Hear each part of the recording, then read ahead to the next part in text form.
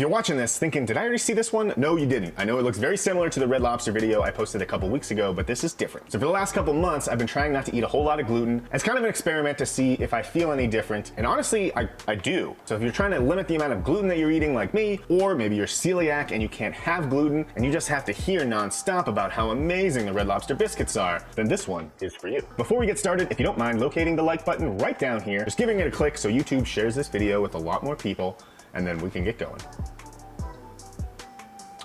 Right after you click it. Oh, you did it. Thanks. Let's go.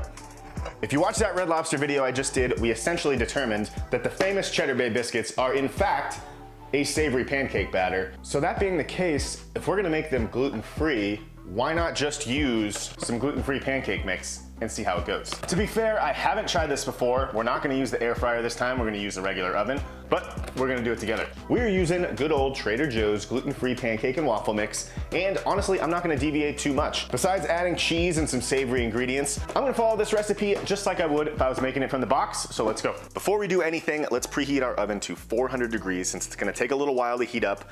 Now we can start mixing all of our ingredients together. So per the instructions on the box, I'm gonna use 3/4 of a cup of our gluten-free pancake and waffle mix, add it right to a medium bowl, and then just like our last biscuits, I'm gonna spice it up a little bit with a teaspoon of garlic powder, and then just a half teaspoon of cayenne pepper just for a little bit of heat. Then we're gonna add 1 whole egg.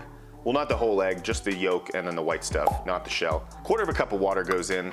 Then we're gonna melt 2 tablespoons of butter in the microwave, just for about 20 to 25 seconds or so. You don't want it screaming hot, you just want it nice and melted.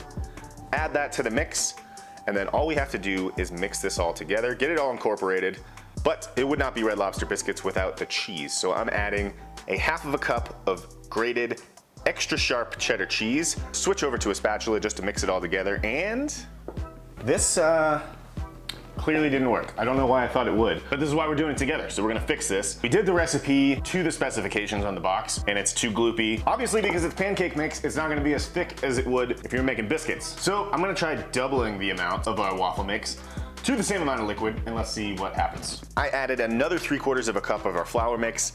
Just mix it together for a couple minutes, and this already looks way better. All right, this I feel much better about. It's nice and thick. It's gonna hold together when you put it on a pan. This is about the consistency that our regular Red Lobster biscuits were. Got the oven preheated to 400 degrees. So now let's just portion these up. You can make these as big or as small as you want. I like to use 2 spoons and just drop the biscuits on a sheet pan. They're about 2.5 to 3 inches in diameter, and it makes about 5 biscuits. If one is too small, you can just steal some mix from a couple of the other bigger biscuits and no one will know. Once you have all your biscuits portioned out and your oven is ripping hot at 400 degrees, throw these bad boys in. While our biscuits are in the oven, we have one last thing to make, and that is some more garlic butter. So melt another 1.5 tablespoons of butter, add to it a teaspoon of garlic powder, 1/4 of a teaspoon of dried parsley flakes, and a healthy pinch of salt. Mix that all together, and then after about 20 or 25 minutes or so, your biscuits should be looking golden brown and super delicious. All that's left now is to give them a sponge bath in our garlic butter, and you have the perfect gluten-free Red Lobster biscuits. Please make sure to eat these while they're nice and warm. Enjoy.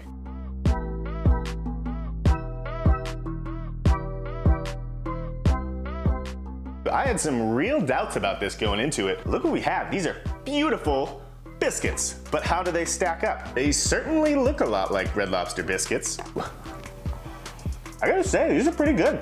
Light, flaky, garlicky, smothered in butter. I think the only thing I would change would be, instead of adding water, I would probably do the same amount but buttermilk. Or if you watch my last video, regular milk with a little bit of apple cider vinegar. But these taste pretty dang good. Thank you so much again for joining me. I'm Jim with Doesn't Pay Full Price. Don't forget, join the Instagram club at Doesn't Pay Full Price. If you want to give these gluten-free biscuits a try, they only cost this much money.